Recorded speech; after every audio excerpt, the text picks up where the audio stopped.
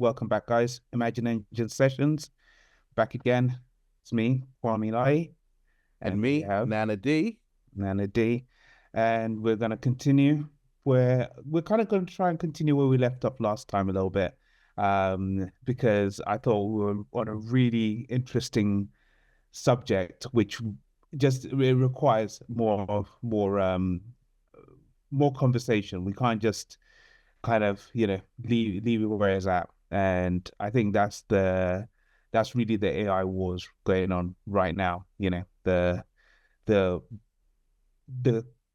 multi-layered war of which country is going to develop AI to a certain level first, so like AGI, ASI, and also the fact that you've got the war between um, ASI and AGI being developed by centralized companies like OpenAI, Meta, um, Anthropic, etc., as well as then you have the open source world who are also trying to develop these open source LLM models.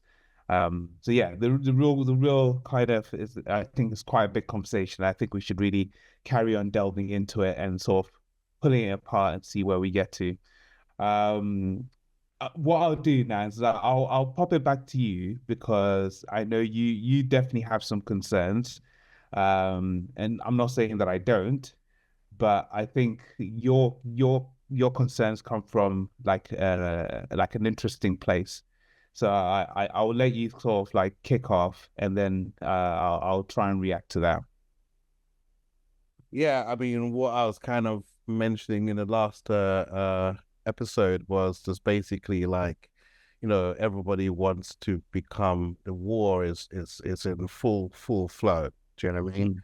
Mm. Especially as we are kind of like we are kind of getting to that exponential rapid increase in terms of technology, that everyone wants to be the first and stuff. And what I was kind of saying before was is that is kind of, I feel like that is the main focus, and it's like the safety element really. Do you know what I mean? Is kind of, I feel it's kind of thrown out the window kind of thing. Do you know what I mean? Um, because everybody seems to, Trump and was it Stargate and stuff and blah blah blah. Even though I heard there's a little bit of issues going on there, you know what I mean. And then obviously now, China is obviously doing its thing and stuff, and then also wars in between, like you mentioned, like the Anthropics, the Open AI, Grok, you know what I mean, XAI and stuff like that. I'm just, those are my concerns. Do you know what I mean? And Mm. my thing is that what exactly are they doing in regards to safety? Mm. Yeah. Uh, So that's okay. That's quite a good point.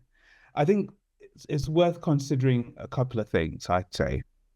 Um, because I've been thinking about this a lot, and I'm listening. And look, as I kind of like to make clear here, I'm by no means any kind of AI genius. The way I get through a lot of this is I just listen to really smart people, and try and understand what they're doing and what they're you know thinking about. But they're not infallible by any sense of the word. But some of the things I've been thinking about here and I've been listening to, it's like there are a number of layers here. So from one side, the thought is that if you have um, a really powerful system, then instead of having it sort of held by just one entity, so let's say we had an AI, but only OpenAI were the only ones that had that.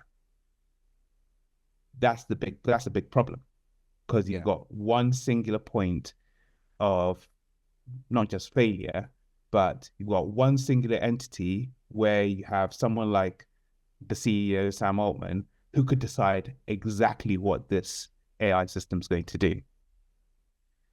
So actually, on the other side, having multiple systems all kind of competing against each other, it's probably preferable to having one system. Yeah, And then on the other side, not just having multiple systems, but having open source systems where everybody has access to is also preferable to just having systems controlled by, like, let's say Meta controls Llama, and then Anthropic controls Claude, and then OpenAI controls ChatGPT. And then you've got three companies and they were just controlling the models. Yet again, you have that same problem again, where you have three figures who could decide how these models behave. They're a small group of people, so they could really interact with each other and decide, hey, we want this to work this way, and we want to use it to control the world. Worst case scenario, right? But if on the flip side, we've got the models, they become open source and everybody can have access to this, then you actually even the playing field. So that is really one element of this war that is worth considering, is that actually we do have, what we're finding is not just that the models kind of are released by the companies and then that's it. As soon as they're released by the companies, there's an open source model that's almost as powerful straight away. So actually, one, yes, there is a war, but that the playing ground is pretty level at the moment. And in fact, with something like DeepSeek, you could see that DeepSeek was released, and it was released as an open source model as well. So even though you have this really powerful model, it was released open source. So any of us, like I can get access to DeepSeek right now. If you're a kid in like rural Ghana and you have a laptop and you have some kind of dongle to get Wi-Fi, you have access to DeepSeek right now. So it's kind of democratizing the access, which is one element of this. From a safety point of view, we still need to be concerned about the operator, which is what I think it was really the key statement you made in that last one, is the problem we have is the operator. For me, that's the bit that, to be honest, out of all the conversations, I'm not scared about the countries doing this. I'm not scared about the models, because the models are literally going to zero as far as their value. Yeah, they're coming out too quickly, and as soon as they come out, the open source model is just as good. It's literally that. DeepSeek is almost on the level of O3 or O3 Mini or something like that. Llama came out, and Llama was almost as good as ChatGPT. Anthropic, Claude is like super good. Gemini, all of these, they come out, and the open source models are just as good. So it's not about the models. It's about the operators. And the operators will have an influence of what happens when we go from AGI to ASI. That bit is really sketchy. It's sketchy at the moment, But I still think having them, making sure that there's actually making sure that there's access from, there's a corporate end and there's an open source end, for me, is the most important thing. It means if I want to be ethical, I can train my own model to be ethical, and I can train my own model to essentially battle against other models. But isn't that? I mean, I get the whole basis. Well, two questions. First question, actually, has open source caught up with the likes of, let's say, OpenAI's ChatGPT? Have they caught up? Because before they were kind of bit lagging. Have they caught up? Yeah, I mean, I would say open source lags slightly, because what you also find is that actually models can get trained on other models. So this is what they think happened with DeepSeek, and this is the caveat that I don't think was mentioned when they said we trained it for like 5 million, so it's less than everything else. But they also fine-tuned DeepSeek on ChatGPT. So Yeah. all the I, work that was done by ChatGPT, they distilled that model and put it into DeepSeek, basically. yeah, I heard about that. And how Yeah. would they have done that? Okay, that starts to get really deep in the weeds. Sound like an I'm not API kind exactly. of thing. It's kind of like an API call into. So you create your model, and then you train it on all the previous tokens that ChatGPT was trained on, basically. So it has 7 billion kind of parameters that has been trained on. You then you just make a call to it, you keep hitting it and asking it all kinds of questions to then train your model. Yeah, yeah. Yeah, so that's in a nutshell. I mean, as I said, it's deep in the weeds. It can get super technical, and it's like it starts to get out of my technical depth, basically. Yeah. But yeah. So my next question was basically like, okay, so okay, that's about open source, but and I get the pros of open source. Uh, but isn't what about the safety element? That's the thing. It's because it's open source, anybody's got access to that. Everybody's got access to it. Do you know what I But this is mean? the thing. So okay, so you've got to think about safety then from one perspective. You know, this is so there is this is the American way of looking at it, I'd say. I don't necessarily agree with it fully, but at the same time, I think they may have a point. So the American way is everybody can have a gun. you know, so Yeah. if your government has a gun, well, me as an individual, I can have a gun too. And then if my government wants to take me over, I've got a gun to defend myself. You know, that's the basic lay of the land. This is similar. Everybody has an AI, so or has the possibility to have access to an LLM. So if you know, OpenAI has GPT and they decide and it achieves ASI, for instance, well, everybody has access to ASI, so they can then protect themselves with their ASI. Mm-hmm. So instead of having one person who has ultimate control, everybody has ultimate control. Yeah. Now, as I said, this this is this is where things get super sketchy because you have individuals who don't have the best intentions in mind. You know, that goes without saying. There are humans out there like that. I like to believe in general, most humans actually just want to get on and want to have a good life and do nice things. Most majority of humans, I'd say, apart from when they work in crowds. When they work in crowds, things go weird. But you do have small groups of individuals who don't have the best ideas or have the best intentions for other people. Do you want to give them access to the most dangerous weapon man's ever created? I don't think so. But it's very difficult to say we should let everybody have access, but not those guys. You know, so this is where I think you have a very valid point. This is a question no one has really answered in a way that makes me feel okay. Yeah, that's kind of well thought about. Um, but I think this is the same issue across the board with most things. The problem becomes where the problem becomes where you have so I'll give you this is so I said this is the American way of thinking about it. You have the European way of thinking about it, which is happening right now, where which is we just in advance we start to regulate and we just shut things down before it even gets to that point, right? That doesn't work either. Because what's actually happened is that China shot ahead, DeepSeek. They're like 6 months behind the US. The US are like far ahead of everybody else. Europe is nowhere in the scene.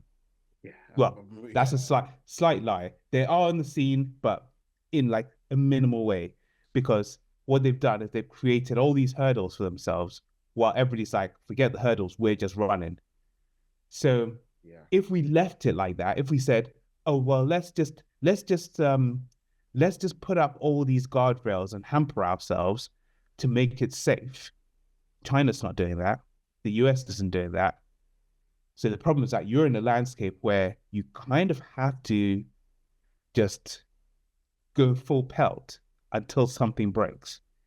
And that is the problem, you know? Yeah, it's quite.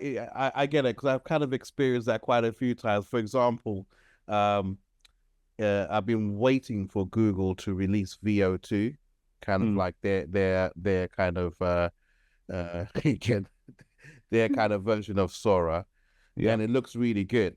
And yeah. they're funny enough, for now at this point in time, they've released it, but as shorts on YouTube kind of Mm, thing, where you yeah, could prompt on there, and everyone seems to get it, but the EU. Do you know what I'm exactly. saying? You know, Exactly. which is And just that's which is, because the EU has strong regulations and the against same AI. and the same thing with Sora as well. Like majority of people have got it as of now, apart from the EU. Because when I'm Yeah. like, oh great, I've got it, because now they've included it into plus users, which I am, Mm, on OpenAI ChatGPT, and yeah, so that's yeah, I've got it. Um, yeah. by the way, slight Yeah. tangent, but still the same. Did you hear about what's his name? Oh gosh, Elon Musk putting in an offer for OpenAI and stuff. Yeah. Yeah. Yeah, Yeah.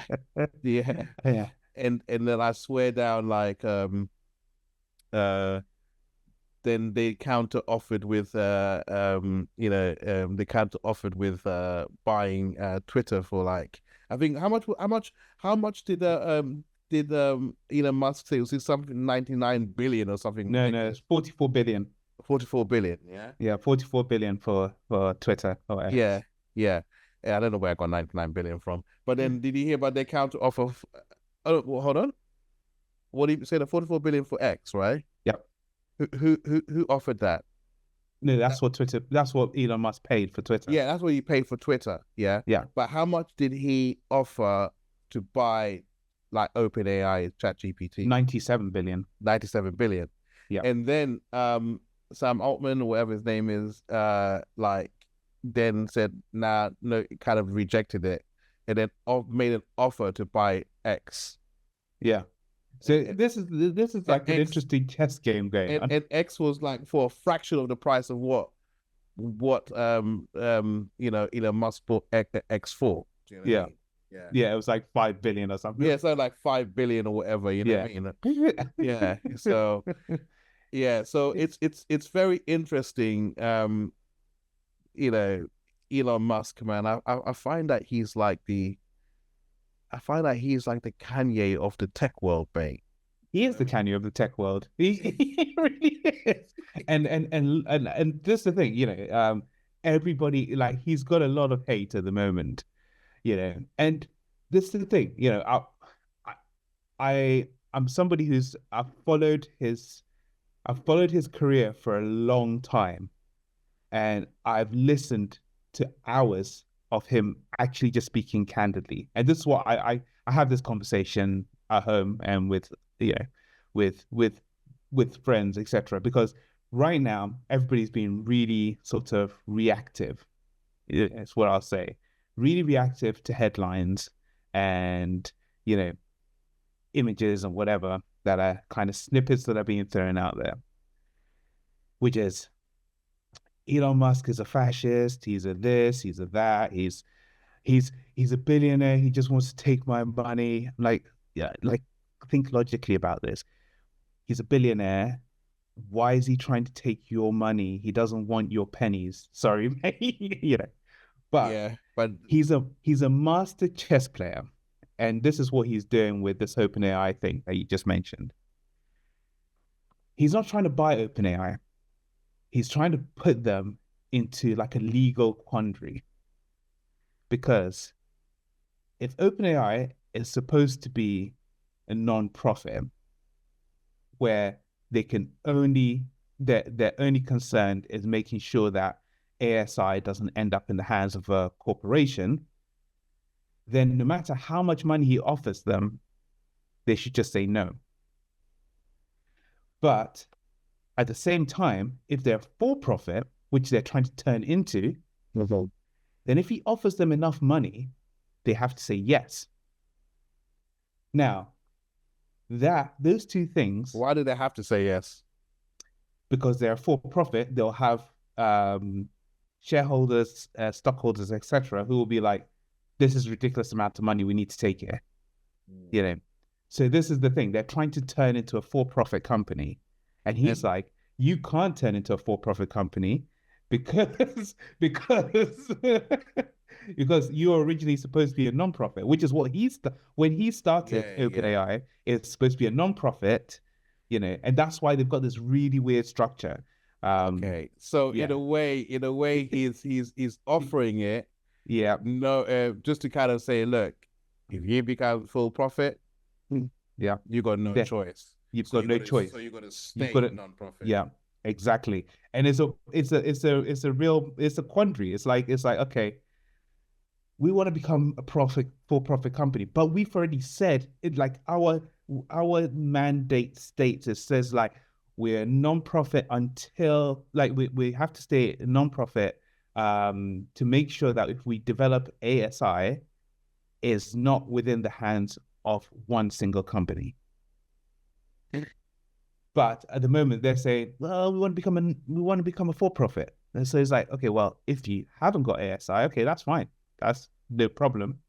But if you do have ASI, which a lot of people think they do have, then this is a real sort of delicate balancing act.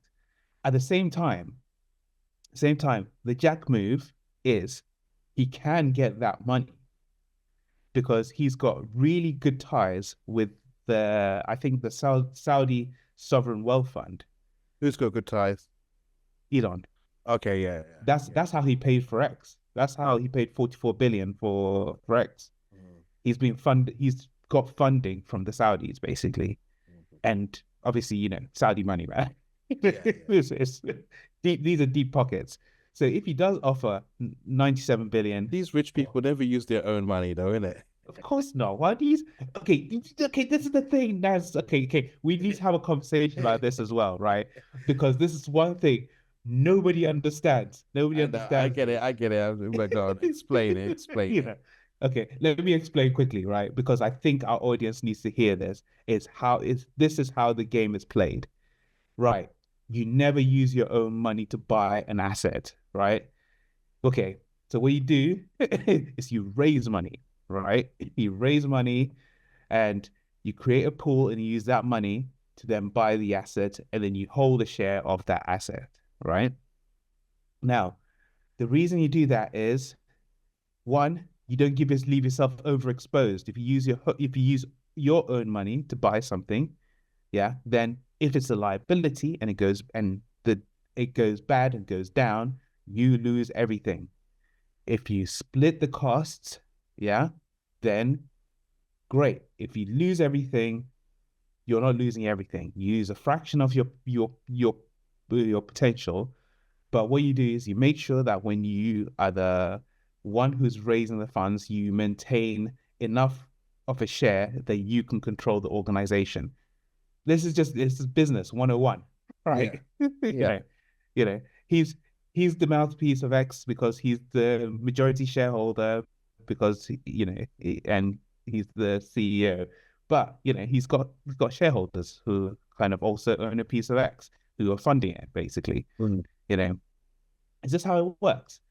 And this is something I really wanted to go into in another session, because I want to talk about that. I want to talk about leverage, because I think these are things that everybody is distracted from, because everybody's too busy looking at, oh, Elon Musk gave his heart out to everybody and went like this. I'm like, it's noise. It's all noise.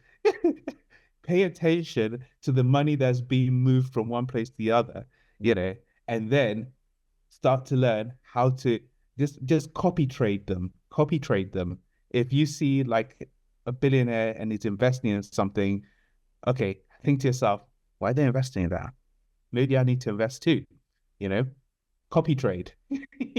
Literally, if you do that, you will raise your own net worth and you will have assets, basically. Yeah. This is something that I think most people need to understand.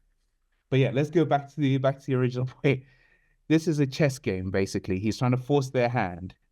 I think ideally for him, if he does offer like 100 billion or something, and they say yes, I think he'll take it. I think he'll take it because I think he's pretty pissed off about OpenAI because that was his baby.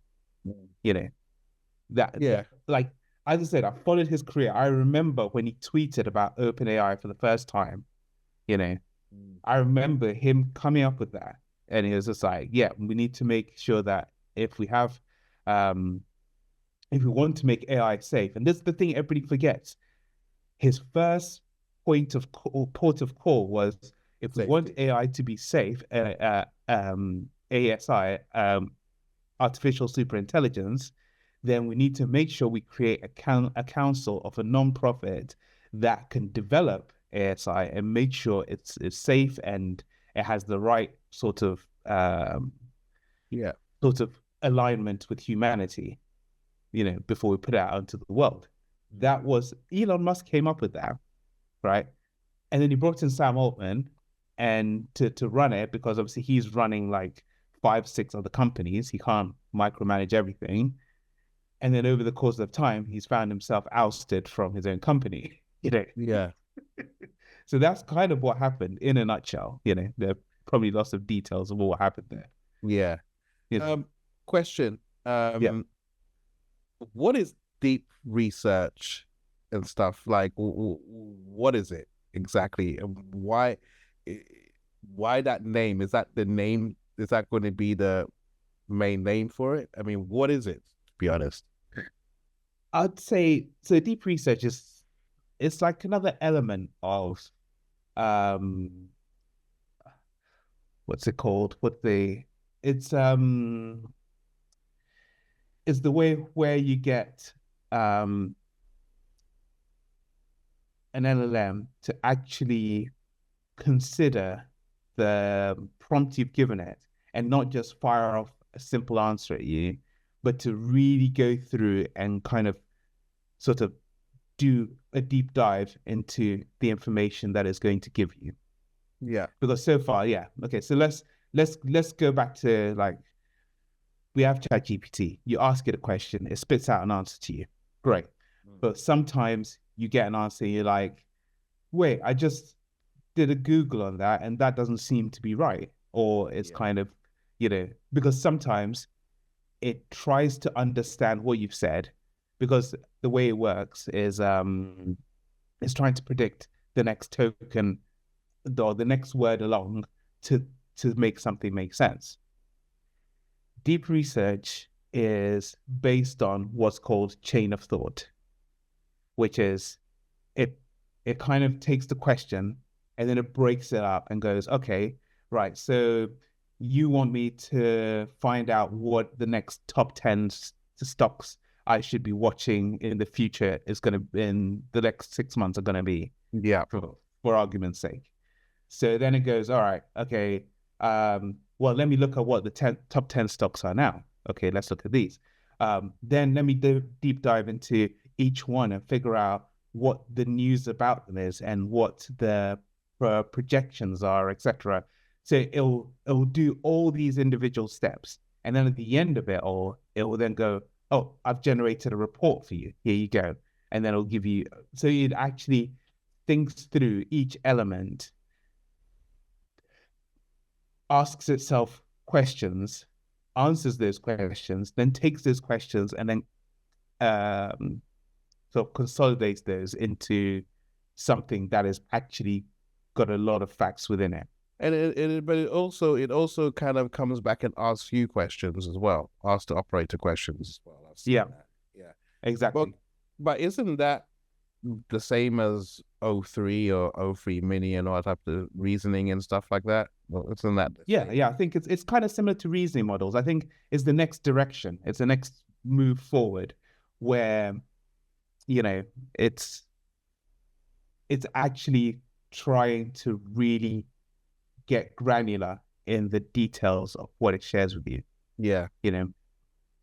And okay, so you mentioned off air, you did Mhm. mention about perplexity, because obviously with deep research, that it was like at this point in time, and I know it's coming to plus users, they do it on the, is it the pro Mhm. users, a $200 one per month Yep. kind of thing. And then obviously they're going to be bringing it to two plus users and stuff. Um, so and it's not free. And then No. you mentioned about perplexity. Cool. Yeah, yeah. So look, let me just quickly share this with you because this is exactly what I mean when I say when we're talking about the AI wars, basically, is Yeah. that okay, this is just how the wars are going to play out, right? Because as fast as um one company does something, another will try and compete with that as quickly as possible. And this is the nature of um sort of a capitalist system in a sense, is you have competition. So right now, Perplexity, which is also another AI company, very well regarded. I use it a fair bit actually. I've They've already never included. used it. I've never You've used never it. used it. Yeah, yeah. I actually really like it. It's almost become my replacement for Google, basically. Okay. Um, but yeah, they've just included deep research here. In fact, they've got DeepSeek's R1 in here as well. O3 Mini. So yeah, I mean O3. Uh, So they're using well, are they it, integrating OpenAI's models in there? yes. So basically, they integrate like a ton of models. And what they're doing is they're just using lots of because a lot of these are also, as I said, they're available on open source um, environments.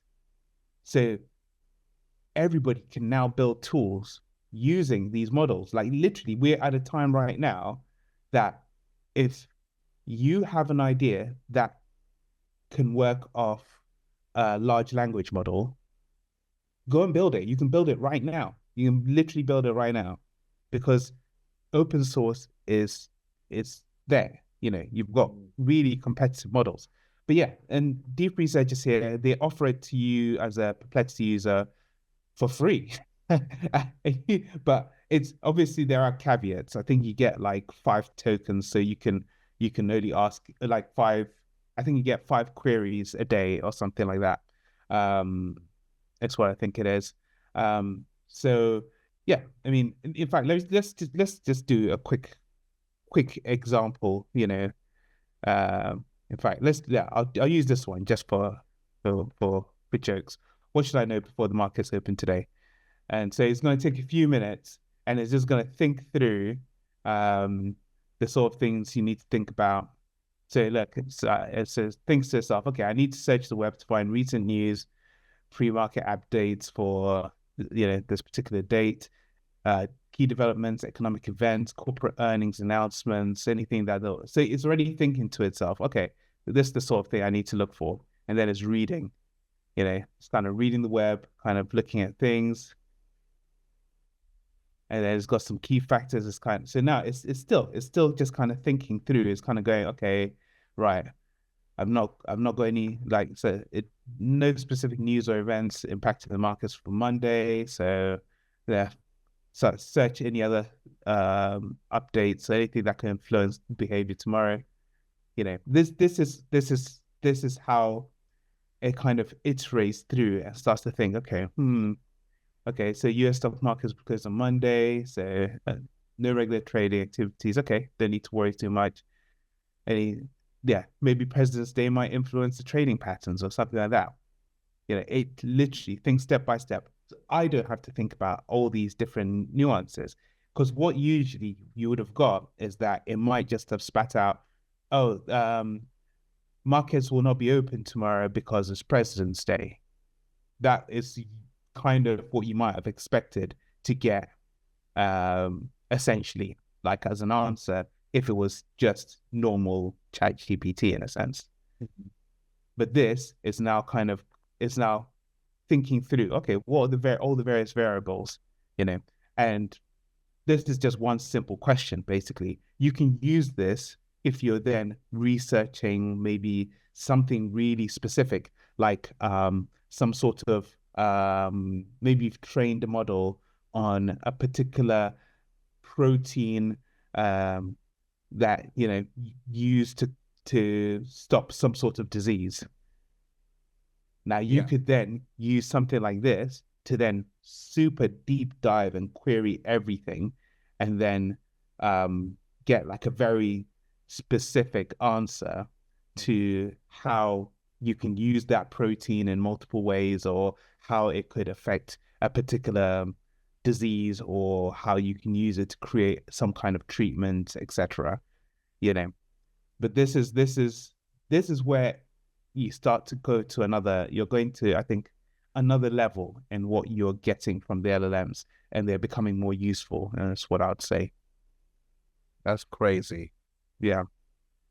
Yeah. Well, I've got plenty of. It's a shame we've only got five questions. Do you know what I mean? Yeah, 5 questions. Because now the answer is giving me like a full report, of the sort of things to consider. Yeah, this is, I mean, so are we hit PhD levels then? I think we're pretty close. I think we're pretty close. I think that there are models out there that have not been released yet, which are a PhD level. Okay. Yeah. And okay, so then think about it this way. So all of a sudden, I'd say within the next 6 months, most people will have a PhD level genius in their pocket. Again, this is a bit of a tangent. I mean, that goes without saying. If it is 6 months, it could be even next week. Yeah, exactly. I'm being conservative here. Yeah, I'm being hence the war. Yeah. And I think, did we talk about this last time? But Apple have been very quiet. Did we talk about this last time? We didn't talk about this. We were going to start. I think we put it on our docket that we're like, okay, we're going to talk about this, but we haven't talked about it yet. Apple, mate, those guys there are on a whole next level. They're just like, they're like, yeah. I mean, what are your predictions of what Apple is going to do next? Oh man, this is an interesting one, because actually, okay, Apple are very well known for not being the first to the party. Yeah, and just recreating everything and make it look like, wow, they're the first to the party. Yes. Well, yeah. They've done this so many times now. I think if anybody is like, asking any questions and like, okay, Apple's not here, what they're doing, we know the Apple game. They did it with MP3 players, where you had MP3 players, and then they created the iPod. And that was it. That, like, everybody talked about the iPod. Nobody talked about the Microsoft Zune. Nobody talked about any other MP3 players. They almost didn't exist. You had touch screens on smartphones. You had that. I had an LG Vuity, which had a little sort of swap pencil, whatever. Yeah, I remember that. They created the iPhone. That was it. Nobody talked about anything else. iPhones, smartphones, it's smartphone. And obviously there were other kind of smartphones out there, i.e. there were smartphones out there for ages. You know what I mean? And they just came along and just did what they did. They've constantly done this. They've done it with AirPods. They've done it with literally. They've been Bluetooth headphones. but they create a whole category class. Yeah. Now, What's your predictions? Come on. okay, so I've been two minds with this. I know this game. They played it many times before. And I feel like they're going to do it again. But then at the same time, I feel like they might not. Okay. And I'll tell you why. I'll tell you why. There's a slight hesitation because, okay, the reason why not is that Apple's had Siri for absolutely ages. And Siri has been absolutely useless. Siri is like I don't use Siri. Yeah. I just don't. It's for me. It's like it it's something that just Dead in the adds water, mate. it's dead in the water. I'm trying to find a polite way of even talking about it right now. It gets stuck in my throat because it just annoys me so much. But has it been there since what, the iPhone 4, something like that? Just passed, like the iPhone 4S or something like that. Had Siri. It's over 10 years and it's been rubbish. And when you had ChatGPT and you had all these, in fact, when you remember like Google Assistant, Mm. yeah, Yeah. Google Assistant. When you had Google Assistant, I was like, okay, this might be the time for Apple to make Siri really like a bit like Google Assistant, make it better. They didn't do it. And then there was when they launched the event earlier last year when they did the Apple Intelligence event.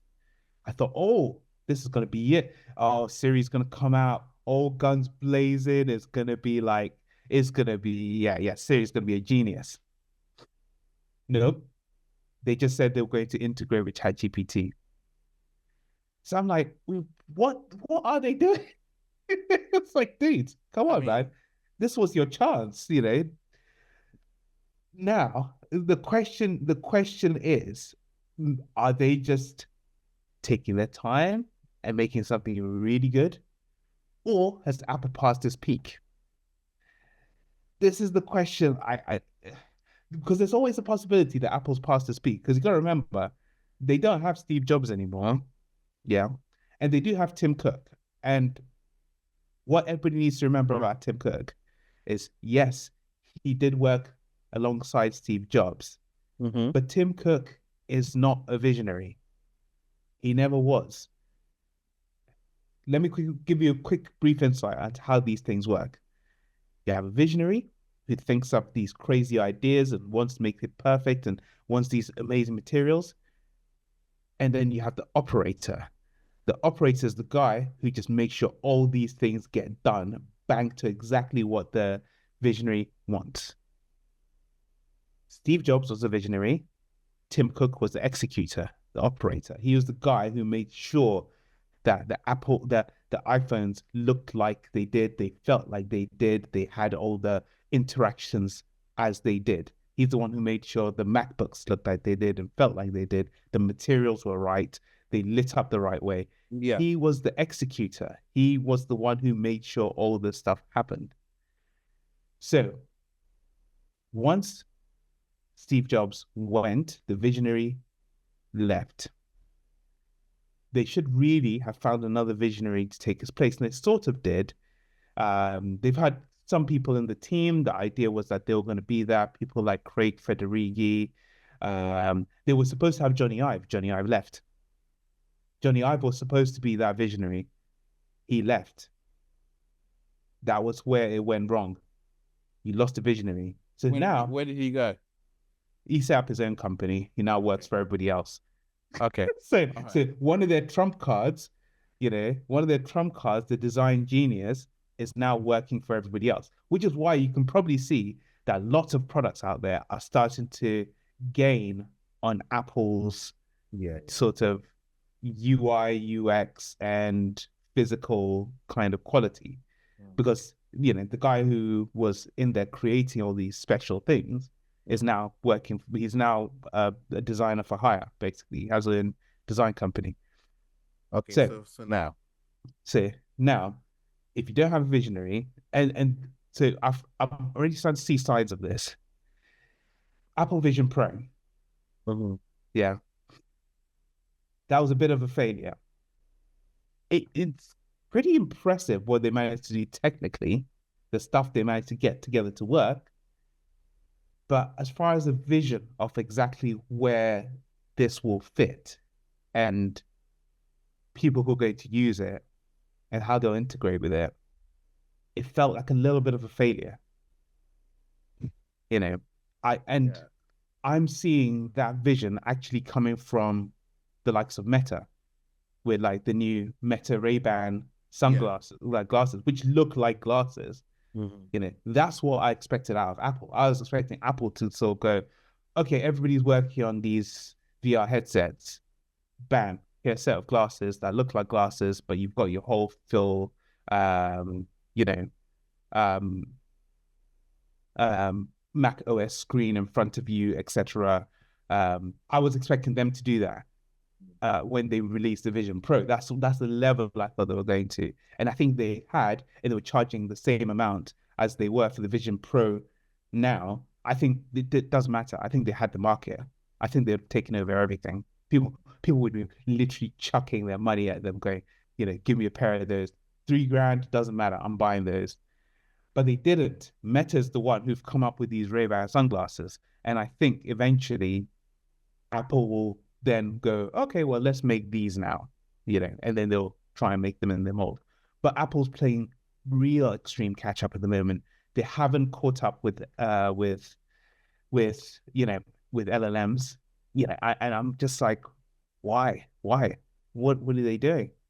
It feels almost too long for them to catch up, because usually they catch up. They'll take a couple of extra years, like maybe 2 year buffer, and then they'll jump in. But this time it's like, taking Do too they? long. So I'm not sure. I mean, do they even need to catch up with LLMs? I think they do. I think they do, I because I mean, think the paradigm is changing. the reason why I'm saying that is because obviously there's a lot of open source stuff. Mm, There's a lot of stuff, and as you know, like with Apple, like they work on it. Was it a closed loop? yeah, Is it yeah. closed It's loop? closed. They're just Yeah. they're like a closed platform, basically, Yeah, in a sense. Yeah, it's a closed platform, so you don't really get to see what's underneath the hood. Do you know what yeah. I'm saying? You know.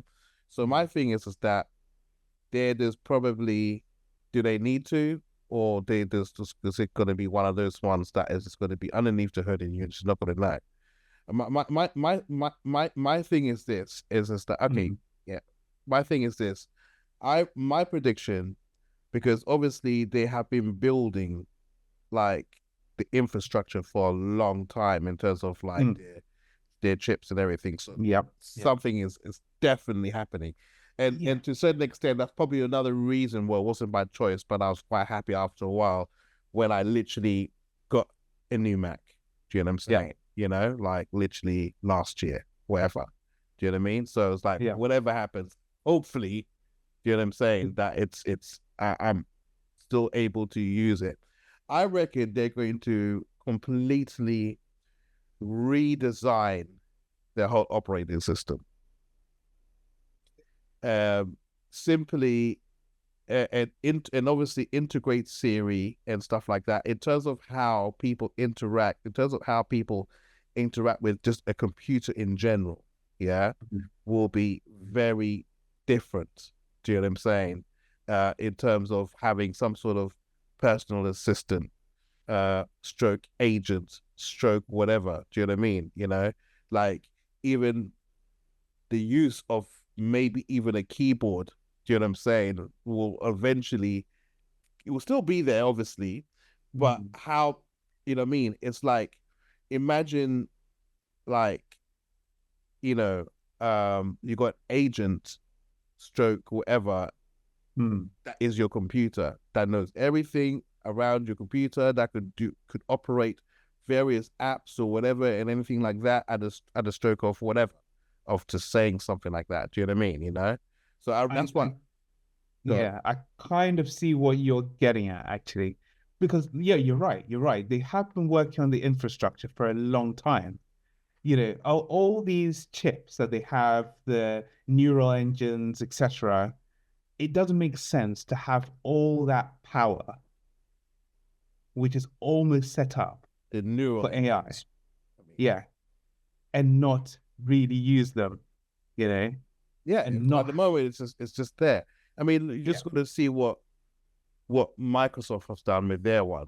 Do you know what I'm yeah, saying? You know, is it Copilot or whatever it is, and you know, I don't know what they're. I'm so not on the Microsoft operating system at the moment. But yeah, what I'm trying to say is that they got the neural engines just there, like yeah, almost like it's just not even using it. Do you know what I yeah, mean? But it's there, yeah. you know. So I think they're going to redesign their whole operating system, which incorporates the neural engines and stuff. Mm. And on the top of that, yes, the glasses one I completely understand, but I think they're kind of like, you know what, guys, let's hold fire. We're nearly there. We just tweak this thing a little bit more. Do you know what I'm saying? You know, and you know, let's use the Chat GPTs or whatever, the Open AI Mm. stuff underneath the hood. Blah blah blah. Do you know what I mean? But let's use the power of what we have here. Boom. You may be right. You may be right, actually. When I think about it now, it's actually what they might be waiting for when I think about it. Now that you've said that, what they might be waiting for is actually for the models to get small enough Yeah. to just run locally on your device, Yeah. which DeepSeek kind of showed. Because DeepSeek runs locally. People have got DeepSeek running on like Raspberry Pis and stuff, Yeah. which actually means the Windows now. I mean, basically, it means they can then create their own model, which they train off something like DeepSeek and distill it. So they've got a really small model that can run just off the neural chips on your iPhone. Yeah. Then they can keep your data secure within the iPhone itself. Yeah. And then that'll be their big marketing ploy. It'll be like, yep, we've got private AI. It sits in your phone. It doesn't go anywhere else to external servers. It's all processed on your chip. Yeah. It's Yeah, it's it's it's yeah, like you just think about it, like the amount of data that Apple has is yeah, on a whole next level. yeah, Oh, yeah. They've got your whole life. they got your whole life. You know what I Yeah. mean? Medicals, you know what I mean? Up until what you're Your searching, everything, retinas, every your thumbprints, thumbprints. you know what I'm Yep, saying? they have Everything everything, on everything. a daily basis. You know Yep, what I'm your saying? You know? location on a day-to-day basis, So it's like, your health, your heart yeah, that's what the rate. medical, They've got everything. everything, everything. How your steps or whatever. Do you know Yeah, what I mean? They've yeah, got so much, let alone even just kind of like voice. Do you know what I'm mm, saying? You know, yeah, and so they're cooking yeah, something like mega, and it is literally going to be, as I'm saying, is literally going to be a redesign of the operating system and a fundamental change in how we interact with their hardware. yeah. I think you're right there, Nance. I really think you're right. It, it it's it, I think you need to it's put one some of the shares. I it's think you need kind to of put some shares it's into Apple, mate. that's the thing. I'm not holding any Apple at the moment.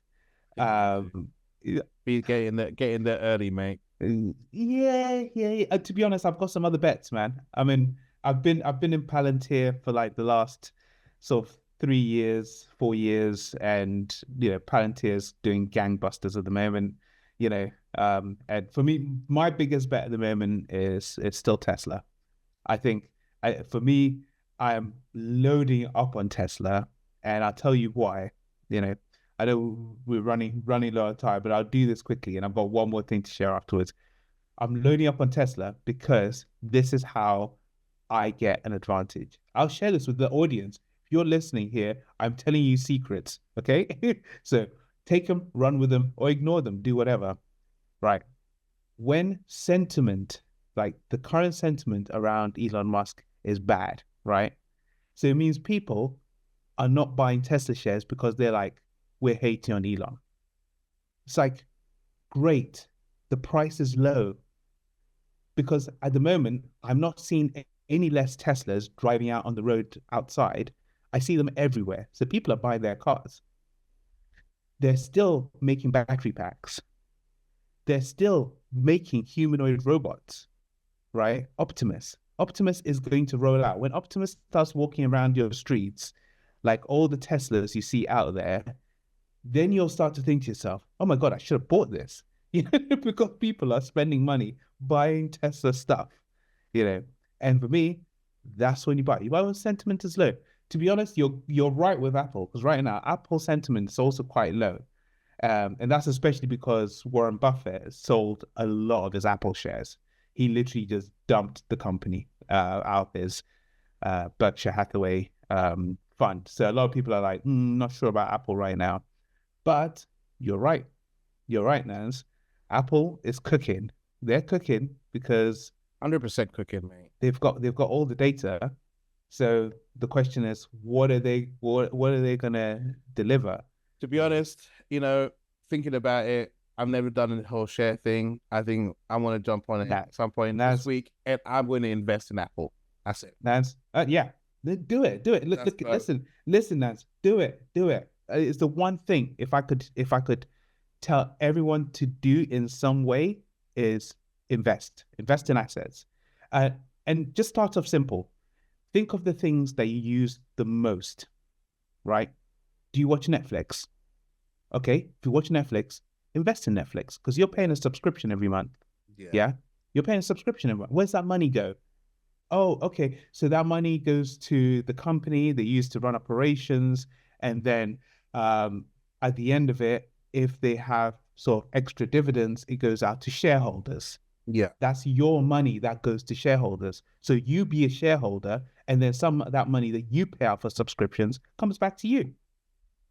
You know, it may be pennies, but at least some of that money is coming back to you. This is how it works. It's how it works, you know. So yeah, I'd say if you buy Apple products, buy Apple stock. If you're one of those people who's got a MacBook, AirPods, iPhone, Apple TV, Mac Mini, if you've got all that stuff, if you don't have Apple stock, I don't know what you're doing, man. I don't know what you're doing. You know what I'm saying? Because Apple actually pay dividends. So it means so if you've got Apple subscriptions, that subscription that you pay money for out your hard-earned working pocket into Apple, yeah. When you look at your stock account or like your trading account or whatever, at the end of the month or at the end of the quarter, you'll see a dividend payment from Apple. And that's them giving you your money back. True. That makes sense. I tell you, man. Yeah. I tell you. So yeah. So basically, this is what I say this to everybody, man. You know what I mean? They should at least have skin in the game, man. Have skin in the game. Have some assets. Yeah. You know. But yeah, no, you're right, and you've made me think. Now I'm going to rebalance my portfolio. I'm going to put some Apple back in there because, you know, I had Apple a while ago. And usually Apple for me is a bit of a defensive stock. I buy Apple when I'm not looking for growth. I'm just looking to preserve my portfolio basically, because it goes up a bit, but it doesn't go up like rocket hugely like some of the other ones do, which are super volatile. That's what I prefer. You know, like, you know, I like to find the little gems when they're low, buy and just sit there and wait for them to rocket, man. Yeah. Apple, consistent, but they'll pay you out dividends, man. They'll pay you out. They'll just go, okay, here you go, shareholder. Have a bit of the money back. You know what I mean? Yeah. You know what I'm saying? 100%. Yeah. I know we need to wrap up, Naz, but I wanted to share one thing quickly, because it's gold dust, man. And I think on our next session, we really need to sort of delve into this one a bit more. So one of the things, one of the podcasts that I love to listen to is the All In podcast, basically. And these guys, I mean, the reason I enjoy listening to them is that they are like the leading thinkers, investors, and executors in the space. Yeah. And these guys are billionaires, multimillionaires, etc. These are the guys from Silicon Valley. These are the guys who are building stuff that makes your life different. These are investors in Uber, investors in, Apple, Facebook, etc. So I wanted to share this one here. Let me just share the screen.